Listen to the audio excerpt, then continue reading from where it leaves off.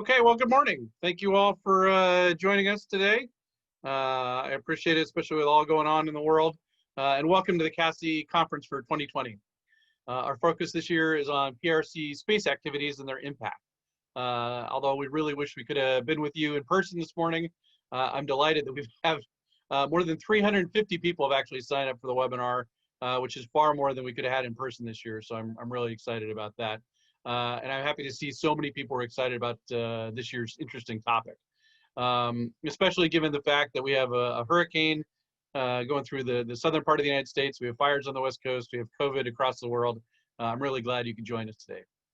For those who don't know me, my name is Brendan Mulvaney, and I have the honor and privilege of being the director for the China Aerospace Studies Institute here at CASI, and also your host for the day. So CASI likes to study, we say, everything that flies in China. And so this is from aircraft to rockets, space, missiles, satellites, and the civilian infrastructure that supports all of it. So our research here at CASI is based on native language, Chinese source documents, which really kind of gives us a better insight into what exactly the Chinese are thinking and doing in their own words, on their own terms. So our goal here is to make sure that we get the best information to as many people as possible so that they can make the best decisions with it and the most informed ones in the pursuit of our national interests. So first, a couple administrative notes. Hopefully by now you're all very well versed and acquainted with Zoom, but in case you aren't, I just wanted to talk about a couple features we have today. You should be able to see each of the panelists and the moderator for each session. At the bottom of your screen should be a Q&A button, and when you click that button, you will be able to submit questions to our panelists, and the panelists will be able to see those questions as they come in, and then once they get answered, they will actually post and pop up for the rest of the group to see. We will be recording today's sessions, and we'll post the videos on the CASI conference page in the coming days once we do a little editing here and there. This means that we are on the record, so please keep that in mind when asking your questions. And I will give a standard disclaimer up front for everyone today that everything that people say here is their own thoughts, ideas, and opinions. They don't necessarily represent the Department of the Air Force, the DoD, or any agency, organization, or company anywhere. The format for today is a little different than in other virtual conferences you may have been to. The idea is that people attending a conference really want to interact more and have more Q&A and have more of a discussion. So what we did, as hopefully you all know by now, is we posted all the papers and presentations and videos to the CASI Conference 2020 website, and everyone should have had that link. If not, we're happy to pass that out. So each of the panelists today will just give a short introduction to their work, and you can refer to the papers and presentations as we go along. But then we'll move much more quickly into Q&A and then just a back and forth discussion. We also recognize that we have an audience that is very well versed in our topics today, and we encourage you to also present your ideas and thoughts as well. So unlike in other conferences, we are not requiring people to simply ask a question. Statements and comments are welcome as well, but please do try to be as succinct as possible so we can get to as many of you as possible. With that in mind, when we move to the Q&A portion, assuming the technology works as advertised and I am savvy enough to work it, we will be unmuting people one by one so that they can actually ask their own questions or make their own statements if they like. If that doesn't work, we'll fall back on the Q&A feature, but we do plan to unmute people when it comes to that portion. So please use the Q&A feature to submit a question, and we will get to you in turn. We should have plenty of time for each of the panels, but if there happen to be more questions, CASI is happy to collect them and get back to you with answers and comments. At the breaks, we're going to open the chat function to everyone so that we can, in a small way, recapture a little of the conference feeling and a little bit of mingling, if you will, even if only virtually. If you want to use social media today, we encourage that. We're using the hashtag CASI 2020. That's all one word, CASI 2020. And our Twitter handle, if you're tweeting, is @CASI, CASI_research. And again, from the whole team here at CASI, thank you so much for attending. So with that, we're going to move right into our first panel. Our first panel is our international panel, and due to simple geography and time zones, We've conducted fireside chats with our Japanese and Australian panelists, and they did a great job. Those recordings are up on the website, and you can view them at any time. And one of the things we really wanted to get from this panel was a better understanding of how the rest of the world views PRC space activities. It may come as a shock to some of those here in the DC area, but our allies, friends, and partners don't always see things the same way that we do. And sometimes we are indeed in sync, and sometimes we're not. So we're very pleased today to welcome our two panelists from the UK and from India. Ms. Alexandra Stickings is a research fellow for space policy and security within the military science team at the Royal United Services Institute, which just happens to be the world's oldest independent think tank for international defense and security. Was founded in 1831. Her research interests are perfect for today. They include military space, space warfare, counter space, and international space programs. She's published on space topics and contributes regularly to the media. So thank you for joining us. And also joining us from Delhi is Dr. Rajagopalan, I hope I did that right, who is a distinguished fellow and heads the Nuclear and Space Policy Initiative at the Observer Research Foundation. She's also a technical advisor to a UN group of governmental experts on the prevention of arms race in outer space, and is the senior Asia defense writer for The Diplomat. So Alexandra and Raji, good afternoon, good evening, welcome, and I will now turn it over to you. Thank you. Should I go first? Surely, there you go. You were spotlighted, okay. You're on. Okay, that's great. Thank you, Brendan. Thanks so much for having me at this CASI 2020 conference. Of course, wish we were doing this in person, and but other than that, I think you managed to pull a lot of us together to do this conference on looking at China's space power.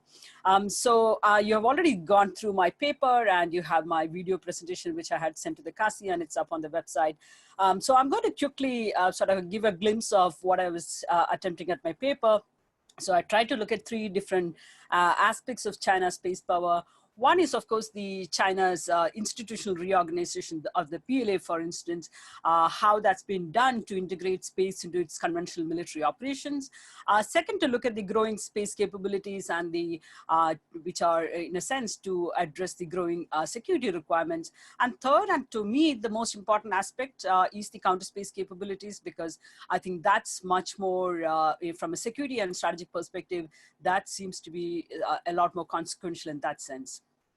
So in terms of the PLA reorganization, in 2015, the PLA undertook one of the most far-reaching reorganization of the PLA. And some of the key features is, from a space perspective, is the creation of two different bodies, semi-independent bodies, the Space Systems Department and the Network Systems Department. They both add to the effectiveness in bringing about greater synergies and integration. And I think there are skeptics, of course. They believe that given that these are two nearly equal branches, they could also part ways into two separate services, like a Space Force and a Cyber Force. But as of now, Space Systems Department seem to have consolidated much of the space efforts, space systems infrastructure capabilities, in order to develop space-based real-time information and for PNT, remote sensing, communication, and so on and so forth, and all leveraged in an integrated fashion for both civilian and military application. At the electronics and networks network warfare, again, has been given quite a bit of emphasis in the reorganized structure to create space dominance for a range of operations, including soft kill methods, laser dazzling, cyber attack against TT&C centers, onboard systems, and including hard kill direct ascent ASATs and co-orbit LASATs. So in a sense, the kind of transformation that China has undertaken with regard to its military, three things stand out for me. One is the civil-military fusion that has been undertaken by this. Second is the peacetime, wartime integration. And third is the cross-domain fusion that has been created with the fusion of bringing together space, cyber, and the electromagnetic spectrum capabilities. Effectiveness of these measures are still unclear because you don't have that many public writings, open material available, at least from the Chinese sources, in terms of how effective these have been and what are the challenges, what are the issues that they have come up with, in a sense. But as of now, going by the limited literature that's been available, it seems that the PLA strategic support force, which is the most significant force, at least it seems to be functioning along the model that was of the PLA Second Artillery Corps, or that the current PLA Rocket Force, which essentially saw the consolidation of all strategic capabilities under direct national control. There are some differences, of course. PLA Rocket Force, for instance, administer only the land-based strategic nuclear capabilities. So there are differences, but the current efforts is similar to that of the PLA Rocket Force in many ways. It is also similar in combining the space and cyber capabilities in order to establish deterrence in these two domains. Questions are also raised on where the PLA-SSF, the Strategic Support Force, fits within the overall PLA hierarchy. It's not very clear. There does exist some confusion at this point of time, but it's not clear if there is a confusion in actual structure, or is it just because of the knowledge gap to the external observers, in a sense. But if such confusion prevails in real, it could potentially lead to problems during actual conflicts. But I think this is an area that China has been attempting to rectify by doing a number of joint exercises, integrating all of these different functions. But there's certainly general agreement that the creation of the SSD, the Space Systems Department, under the PLA-SSF has removed some of the bureaucratic power struggles that existed among the former GAD, the Second Artillery Force, and the PLA Air Force. But of course, there are still some lingering issues, while the SSD and the Network Systems Department are quite significant in integrating space, cyber, and electromagnetic capabilities, both during peacetime and wartime. There are some incongruences that persist at lower levels. For instance, elements of the earlier GSD, cyber, space, and electronic warfare capabilities are still attached to units responsible for other missions. Some of this could be by design, but it has the potential for operational dissonance in the future. And let me come quickly to the China's space capabilities. China, of course, has learned a great deal from the US military operations and how they can make space an integral part of conventional military operations. And this has been the case for several years now. August 20 this year, China launched about 22 launches, of which 19 of them were successful. Of course, in 2018 and 19, again, highest number of launches globally at about 38, 39, and 34.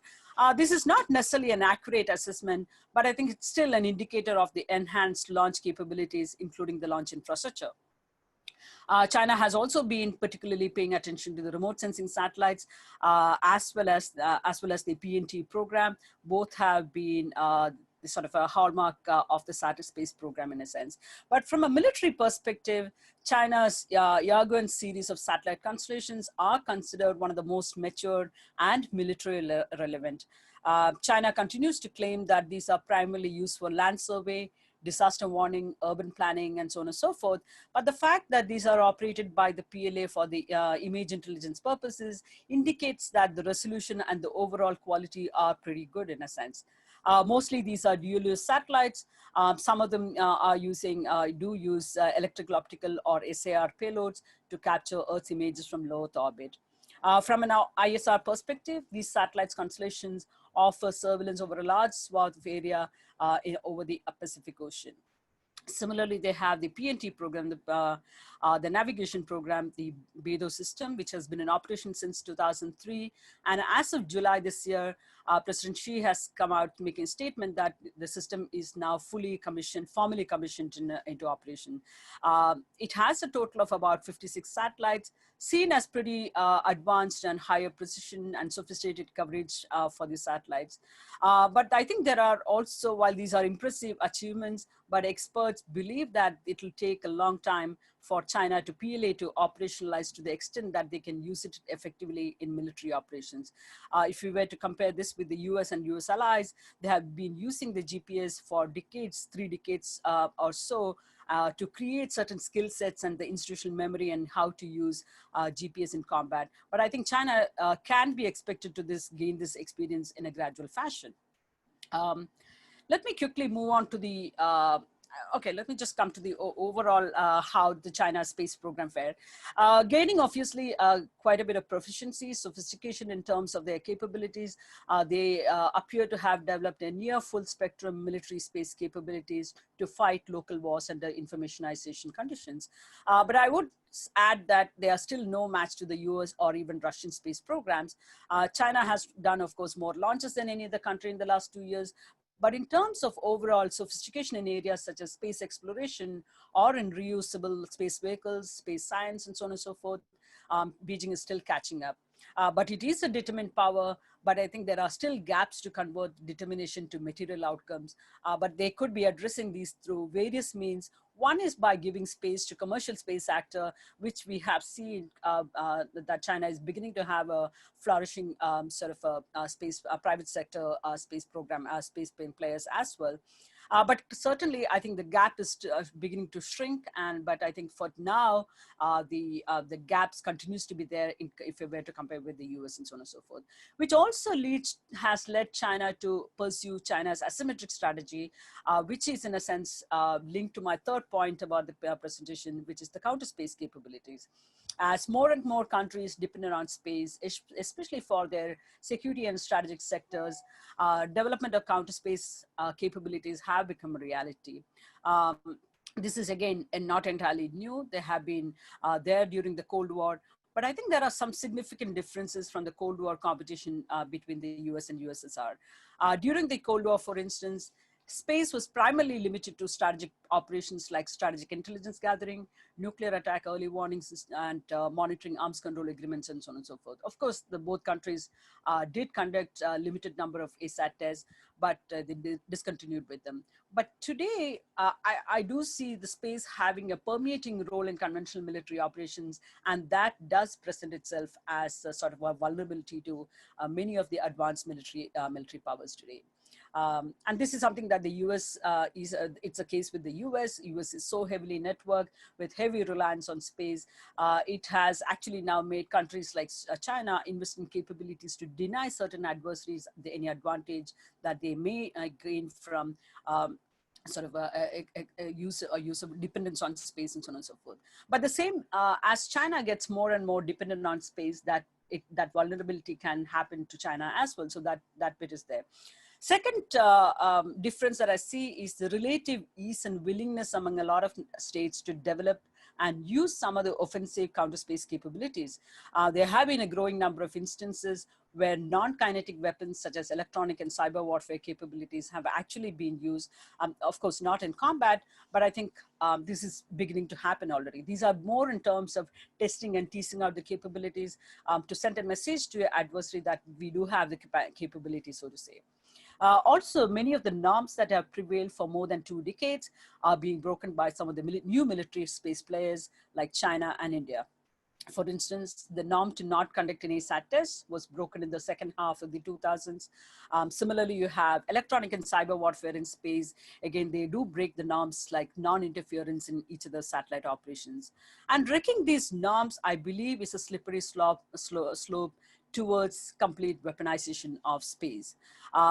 So I think these are broadly some of the things that we need to be mindful of in that sense. In terms of the overall capability mix that China has in the counter space arena, ASATs, of course, bring their own advantages in establishing certain amount of deterrence, but they're also a risky business. One, of course, they create large amount of space debris. The Chinese first successful ASAT test in 2007, we know how much of a debris that have created.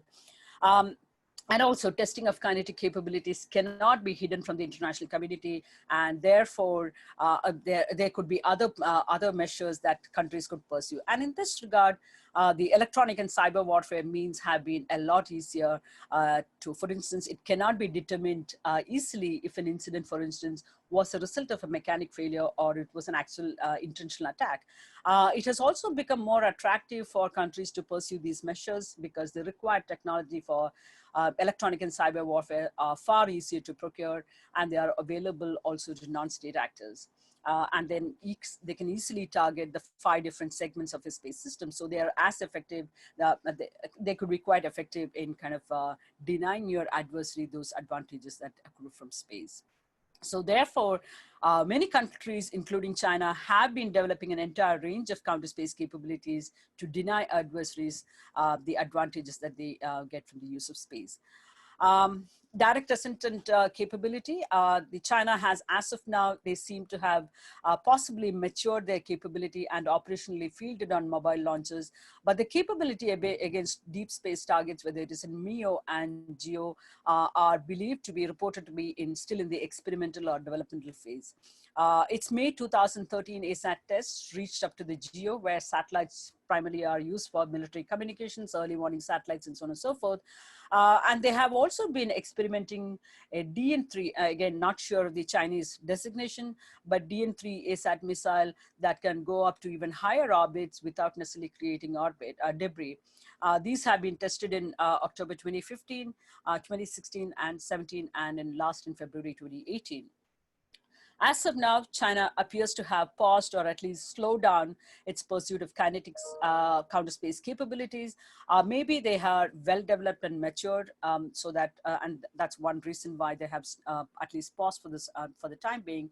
In the meantime, China's non-kinetic counter-space capabilities, including sending inspector satellites for rendezvous proximity operations, are gaining a greater focus in their overall program. There has also been increase in the number of dazzling or blinding satellites using lasers, electronic jamming, spoofing, and cyber means to target space assets. So these have been increasing in the number of occurrences. There is no clarity on the institutional responsibility. For instance, the research and development, testing and development for ASATs and other kinetic space weapons and weapon systems. Where does the institutional responsibility lie? These could fall under the space attack and defense categories, which could mean that PLA-SSF could be responsible for it, but it could also fall under the responsibility of the PLA Rocket Force or the PLA Air Force. In conclusion, let me just put it to say that I think China's space capabilities gained in overall proficiency in an effort to catch up with the US. And this has, of course, been facilitated by decades-long economic growth. Changing balance of power equations, both in Asia and beyond, are also impacting on China's pursuit of its space capabilities, especially its military facets. China's institutional innovations, such as the PLA-SSF, has been seen to be quite effective in bringing about greater synergy in terms of institutional functions, but also greater integration of its space, cyber, and electronic warfare assets, bringing about greater efficiency on the battleground. There is, of course, like I said in the beginning, there is no way to assess the effectiveness of these measures as said, but China appears to be pursuing its space program with a solid determination, because it is also seen as granting it a great power status globally. India has, from an Indian perspective, there are several concerns. The developing of ASAT capability in 2007 was a sort of a wake-up call for India, leading to India to think about how it wants to respond and create its own deterrence measures, which led to finally India's own demonstration of an ASAT capability in March 2019. India would have actually preferred certain rules of the road in order to bring about some restraint on China's military space activities and its behavior. But increasingly, India appears resigned to the fact that there will be state competition space that would lead to greater weaponization.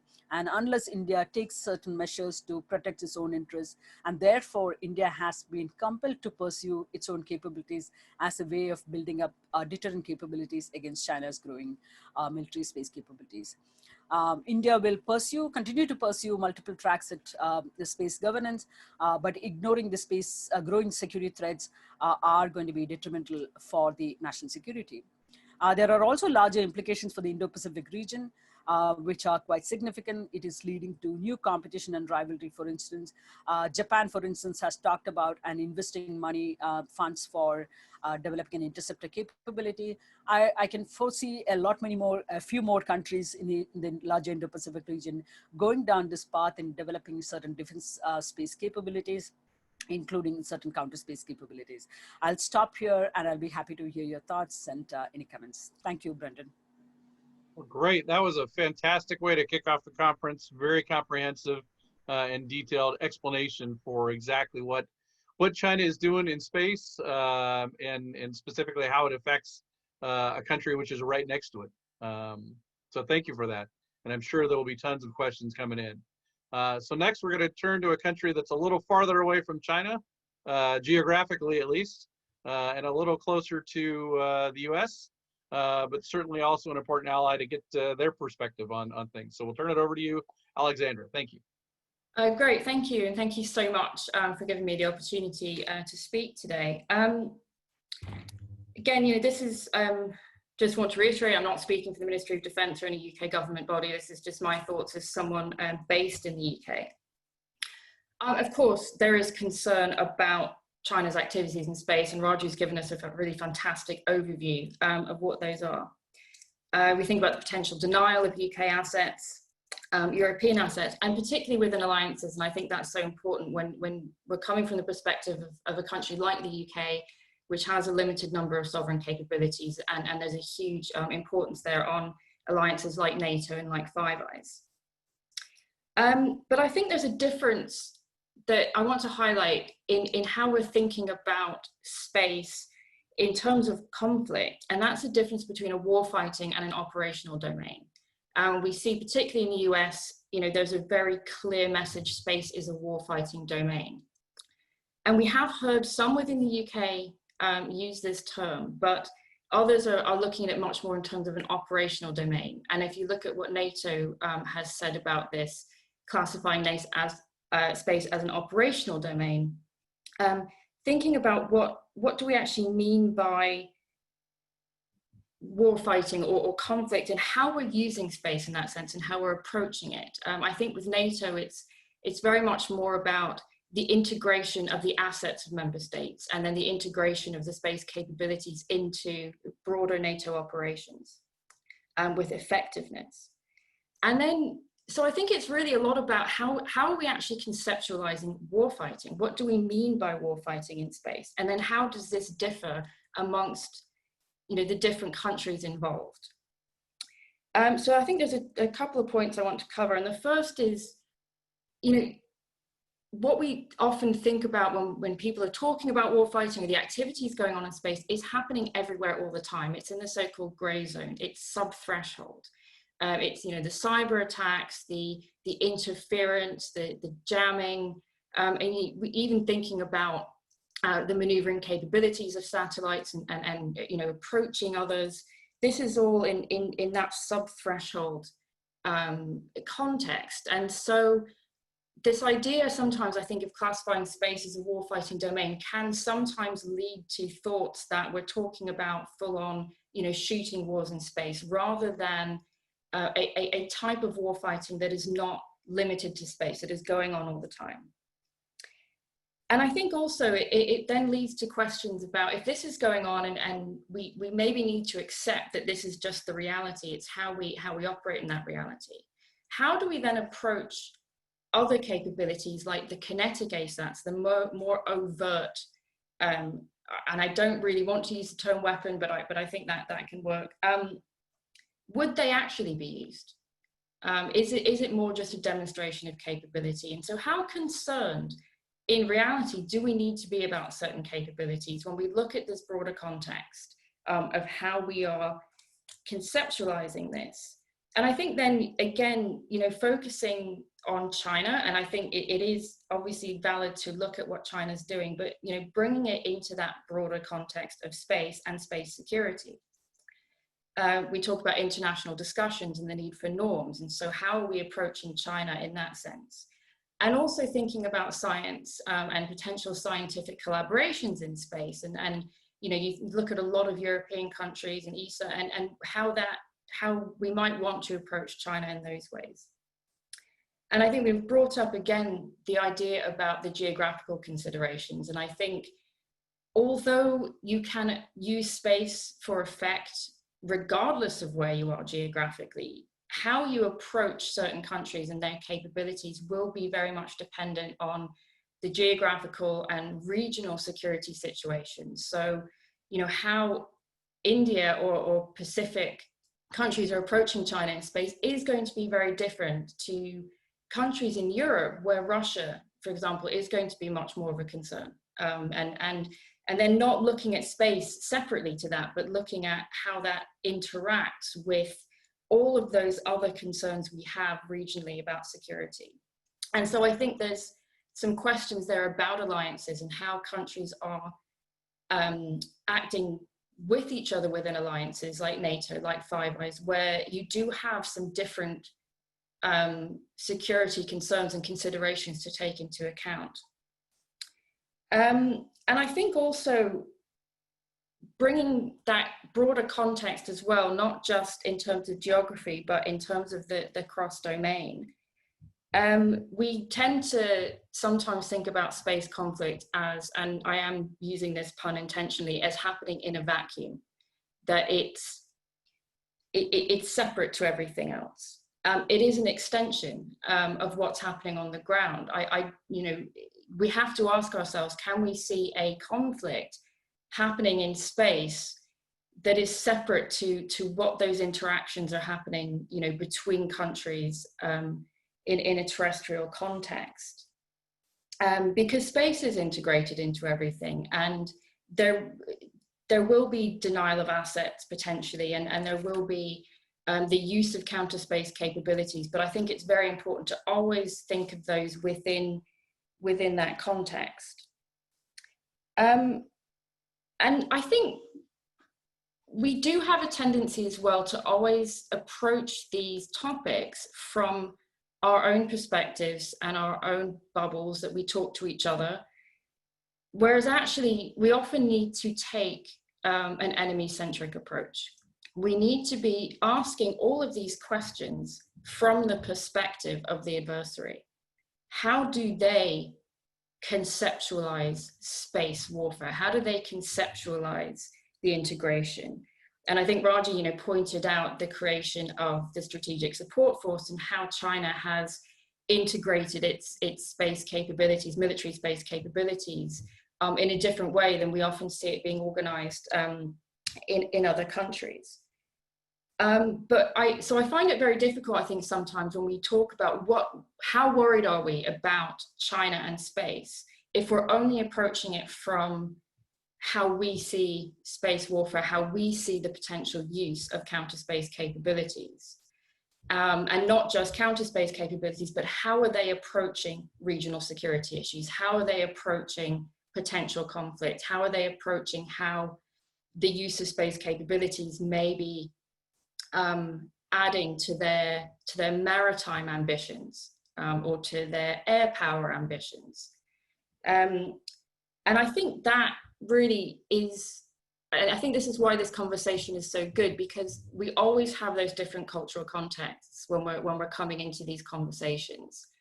And so if we don't understand those contexts, it's never going to be helpful, either within alliances to talk about the sharing of assets, the sharing of information, or how we might react in certain situations, or in how we're going to approach other countries.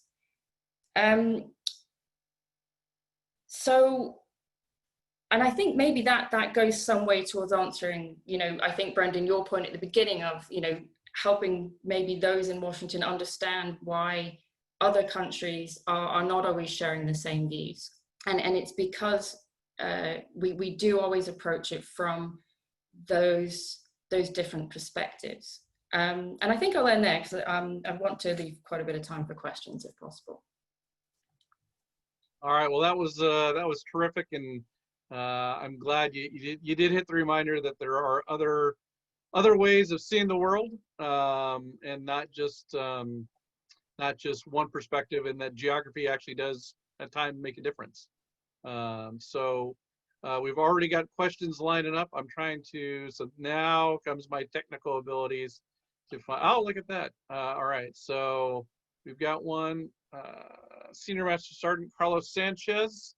You should hopefully have the ability to unmute yourself now and ask your question if you like.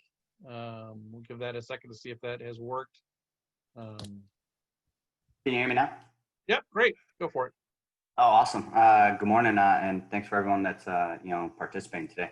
So no, the question I had, and kind of open to the entire panel, just because I'm very interested with all the experiences and all the different countries that are being represented in this existing panel. My question is with the growing, I guess, alliances or partnerships such as the Quad, where you have India, Australia, Japan, and the United States to counter Chinese either expansion or aggression in space. And my question is to anyone on the panel is, how is that better, or how will that help us kind of deter that versus what was happening previously? So is it better? Is it worse? Is the Quad a good way to go against China in space or in any other domain? Thank you. Great, thanks.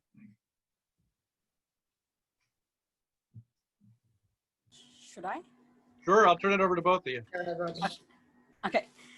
Thank you. I think that's a terrific question, and I think this has been part of the question, part of the issue with. I think this has been puzzling a lot of people as to why there is a Quad has come back, and the fact that the Quad came back for a second time in 2017 does show that there are problems or the challenges, the threats that were kind of hanging around in the initial in the decade ago in 2007 are still very much alive. In fact, I would say those threats have become more intensified, and I think therefore I think the Quad made it for a comeback. And the fact is that it's also been upgraded to a foreign ministerial level talk from a senior officials meeting. So the Quad has seen a certain amount of growth and progress among the 4 countries, including with countries like India, for instance, that usually likes to sit on the fence and not be part of these kind of small exclusive clubs and minilaterals and kind of things. But even countries like India have been now forced to take very clear position. India did not want to take a clear position between US and China for the longest time, and it wanted to avoid taking that thing. But I think it's become very, very clear that China's behavior is giving, there are serious strategic consequences to China's actions today, be it on Earth, the terrestrial conflicts that we are going through. In fact, Sino-Indian border, we have been going through a conflict for the last 4 months now, and there doesn't seem to be any resolution anyway. The conflict and outer space is becoming one more domain where this competition is playing out actually. And what can the Quad or such kind of minilaterals do? The Quad has not begun attending to issues such as space at this point of time, but maritime security has been one of the core aspects of course, the Quad. And there are several other trilaterals that India is part of. India, France, and Australia, they just had a trilateral just last week. Prior to that, we have been, and there is going to be another trilateral, India, Australia, and Indonesia, that's going to happen next month. There are going to be 2 meetings, one of the foreign ministers and the defense ministers meeting that's going to happen. There is also India, US, and Japan trilateral, which has been going on since 2015. And so maritime security has been a part of a lot of these trilaterals and minilateral conversations in the Indo-Pacific. And one area, with specific reference to maritime, is also the maritime domain awareness. So how does space play a role there? And I think that's been an important part of the conversation in MDA. But space per se has not been seen as an area of cooperation at this point of time. But I've been working with an Australian think tank, Australian Space Policy Institute. In fact, Malcolm's Davis' office, in fact, his think tank. So we are working on looking at a project, looking at the technology, geopolitics of technology, and what can be done together, and so on and so forth. One of the things that we are seeing is that Australia, India, and a lot of the other countries have different technological strength. And there have been now at least a clear recognition of the political and strategic utility of groupings like the Quad. So there is a possibility of these countries also forming some sort of a technology coalition to deal with a number of issues, whether it is the global supply chain or the dealing with the counter space capabilities and even when we talk about the counter space capabilities, again, these countries have reasonably good private sector partners who can also be brought in to leverage the entire spectrum of space technology capabilities and increase the growth of innovative space new enterprises. So I think space does have the potential to emerge as an important area for collaboration in Quad or other minilateral battles in the Indo-Pacific. They haven't gained that much of a traction as of now, but I do see the potential for the future.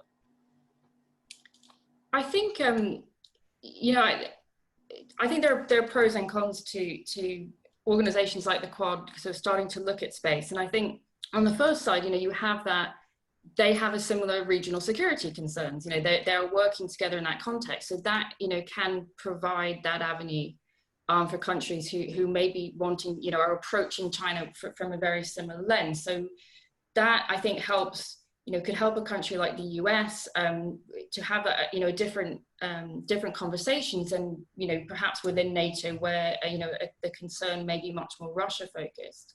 But again, I think sometimes the problem when we do have smaller groupings of countries is that potential to close off from hearing from other countries. And so I think it's just about finding that balance between appreciating the regional concerns and how you're approaching a particular country, in this case, China, whilst also not closing off to the other voices and the others who maybe not have such a central interest, but still have a role to play. And, you know, how the US and Australia might act in this case, if you're thinking about space security and what that might mean for space within the Five Eyes context. So there's just quite a bit of a balancing act, I think, for countries who are going to have multiple alliances and multiple conversations in this area to ensure that they're not going too far, you know, in one direction.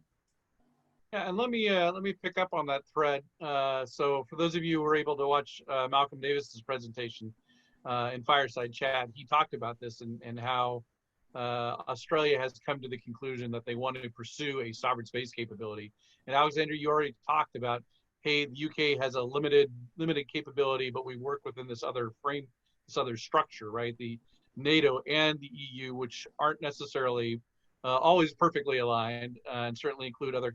So can you talk a little bit about how the UK is looking at going forward with its space capabilities? What is it going to say we need to keep this internally, and what are they perhaps willing to lean on the EU or NATO or other countries, even like Australia, to help provide for them? Yeah, we have seen a lot of developments in the UK just this year in terms of space. We now have a director of space in the MOD. So we do see space as being taken much more seriously. And there are talks now about how the UK will increase its capabilities. There are conversations about sovereign launch capability, about ISR constellations in LEO, and a lot of that is, again, happening within that context of the partnership. So what is the UK going to bring to the partnerships? Rather than just relying on allies, how do we better work with our allies to provide capabilities to fill gaps in capabilities and to add some resilience to allied space architectures? And I think because you know, it's still a lot of these conversations are still at quite a young stage, and I think, you know, similarly with NATO. So I think what we're going to see over the next year or two is quite a bit more context and quite a bit more just concrete ideas about how we are planning on doing this. But certainly the ambition in the UK to increase its standing as an international space power is there.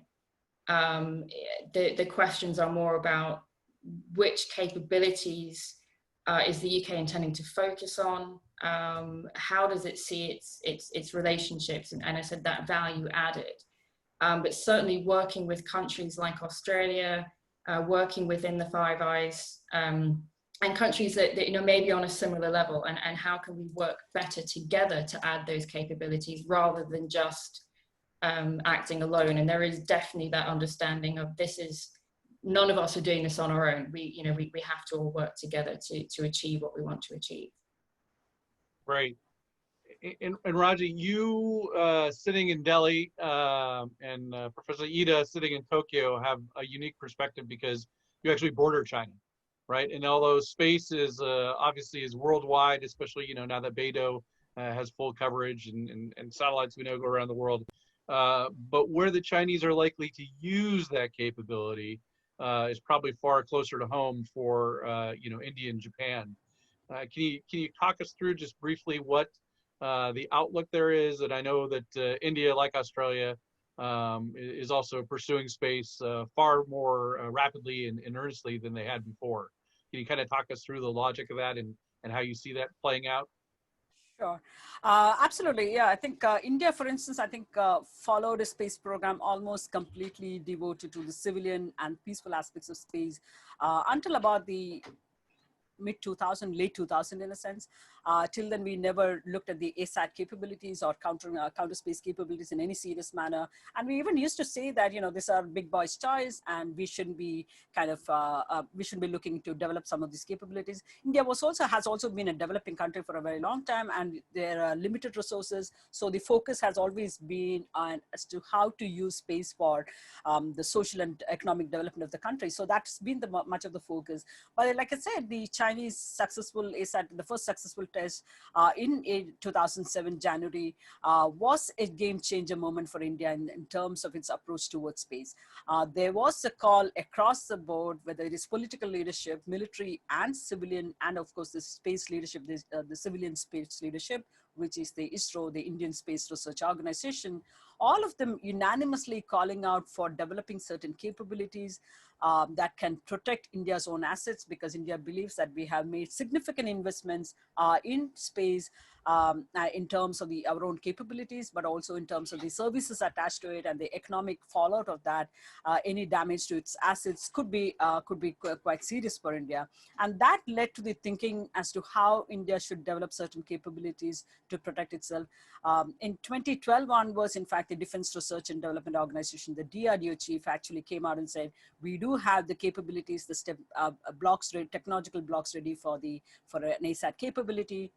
But of course, it had to be a political decision. And finally, last year in March, we took the decision to demonstrate that ASAT capability, because India was also mindful of as sort of its experience in the nuclear realm, for instance, not really conducting an ASAT capability. And therefore, if there is going to be an international sort of a measure, a legally binding or a sort of a normative a measure that would come about that would prohibit India from conducting an ASAT test, that India did not want that experience to happen again within the space domain, like what happened in the NPT. So India has been mindful of that and therefore went about demonstrating that ASAT capability to foreclose that particular option. But I think India's growing set of, because the DRDO subsequently has talked about developing other counter space capabilities as well as even operationalizing and coming out with a space security doctrine and so on and so forth. I'm not sure where we are heading with this, but because even now we have 3 countries which have demonstrated these capabilities: Russia, US, Russia, and China. None of the countries have actually operationalized the ASAT capability in that sense. So I don't think India should be pursuing going down that path, which will make the space realm completely sort of weaponizing the space domain in a much more serious fashion. But the growing insecurities in India, especially on the space front or in other domains, are a reflection of the conflicts and tensions between the 2 countries on Earth. The continuing problems, whether it is on the border or on the Indian Ocean region, these are also being sort of the cause, in a sense, certain that those are the kind of a rationale for India to kind of developing some of the space capabilities or even counter space capabilities. So India is likely to further pursue these lines, because China is not going to stop with any of these counter space capabilities, because they have also been testing against a number of US assets as of now. Fantastic. All right, so we got more questions rolling in live here. One, and we'll take both of them. So the first one, hopefully you can see it, but I'll read it for the audience. Is a question about how do smaller countries in the region, smaller states and players react to what China is doing? Singapore, Taiwan, other smaller regional players, right? So the UK, the US, India are all capable financially, if they put their mind to it, to doing this, but what do the smaller states do? And the second is just asking for some of your personal perspectives on views of space operation. And they point out that Alexandra's already discussed the difference between the warfighting domain and the operational domain. But do you think that the US and the PRC see it the same? So we'll go to Alexandra for that one. Sure. So on that second question,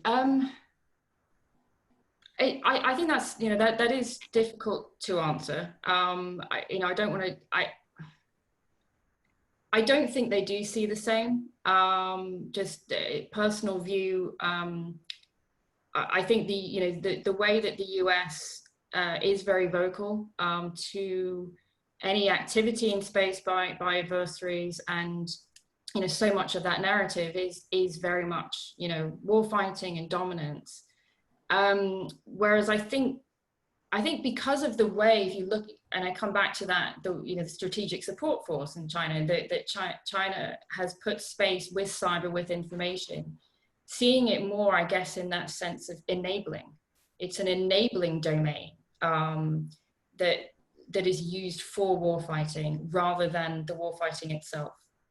So I think sometimes just looking at the actual structures within the military and where space sits, I think can point to that. But it can be difficult sometimes when you just have narratives and you can't always look at responses, official responses again in isolation. Sometimes they will be affected by other issues that are happening. So it won't just be about a space activity. It's again within that broader context. Just coming quickly to that first question about the smaller states, and I think there are three parts to that. The first is obviously states that do have some space assets themselves will feel differently to those that don't. Obviously they have skin in the game. They have something to be concerned about in space. Again, specific relationships with China, is it neutral? Is it a little bit adversarial? That will determine how they feel. And I think, and this is for everyone, because you don't have to be a space actor to rely on space for your national security. Everyone relies on space. Whether that's through PNT signals, observational satellites for illegal deforestation. It's so ingrained in all aspects of national security. So there should be a concern by every state to everyone's activities in space and how that is affecting the safety, the security, and the long-term sustainability of orbit. So these smaller states, again, it's not just about looking at their regional context, but actually understanding their dependence on space and how the activities of China or the US or Russia or any other country could potentially affect their national security through denial or destruction of space assets. So if we can just chip into that, especially the first question on the small states and whether they should have and what kind of a response. I do believe, I think every state, small state also, who now, like Ali said, has a stake in what's going on in our space, especially a whole lot of developing countries, whether it is in Africa, Asia, or in Latin America and so on and so forth. They're just beginning to appreciate that space can do a lot of things for them, for their changing their lives and so on and so forth.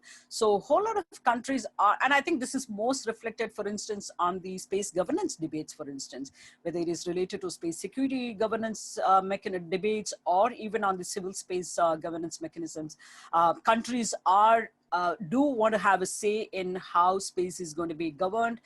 They want to have a say. For instance, a few years ago, about almost a decade ago, the European Union, for instance, came out with the International Code of Conduct for Outer Space Activities, ICOC. But they thought that they can. That's something a pretty decent document that they can buy the support of the international community, that they can get their global endorsement by 2012 or so. But I think it ran into serious troubles because a lot of the other countries across from other regions felt that the EU could not determine or should not have determined what is good for the rest of the world in terms of the space activities. So they ran into a lot of problems in terms of the process. So at the end of the day, what it does signify is that even small countries, they want to have a say in how a code of conduct is written or how a legally binding. So every small player also wants to have a say in how they're able to use space in the future. And given the kind of space security competition that is picking up, I think the small states are feeling a lot more vulnerable and that their opportunities in space might be restricted in the future and so on and so forth. So I think taking into account those small countries, their concerns and and I think that here there's a role for the Quad and other other kind of groupings also to kind of engage in technology transfer or some sort of they don't need the top end of the technology, but what those small countries might need in terms of for disaster warning or disaster relief and so on and so forth, or even remote sensing, you can give them what actually they need. Maybe that may be much smaller down the line, but I think that's a way to kind of approach these smaller countries, and also it's a good way to kind of buy them into a small global governance debates as well.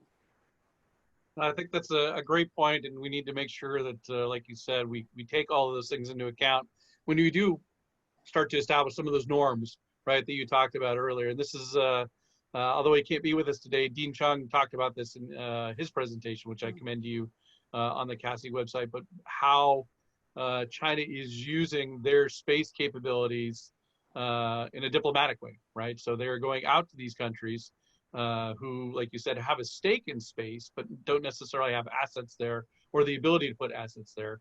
And China is offering this capability to them, often at a drastically reduced rate, providing them insurance and all sorts of things, which, going to space, although it's getting cheaper and easier, it's still a very, very expensive undertaking, right? And so he laid out pretty well how China is pursuing some of these relationships and using space and using its capabilities. And now that it is a member of the club, by putting taikonauts there and having a worldwide PNT system, and just kind of using that for their own ends. So certainly I commend that to you as well. But thanks for hitting on that.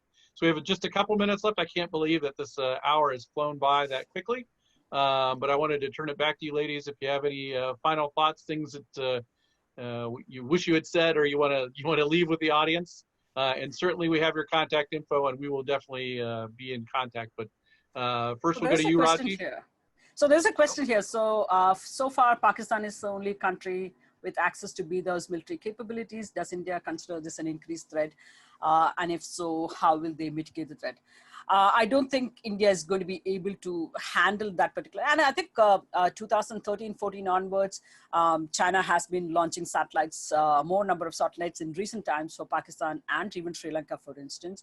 And India has been doing certain number of launches for other countries. India launched a South Asia satellite for Nepal, Bhutan, Sri Lanka, Maldives, and so on and so forth. So space, unfortunately, has become so much part of the geopolitics, and it's caught in that geopolitical competition in a sense. But at the same time, I think space can also make a big change in countries' lives. But in terms of the security kind of threats that India might face, I think India did face a bigger challenge when China proliferated nuclear weapons in our neighborhood. In fact, building up Pakistan's nuclear weapon capabilities and so on and so forth, testing them for the Pakistan and so on and so forth. So I think this was something that was inevitable to happen, even though Pakistan started developing a space program even before India.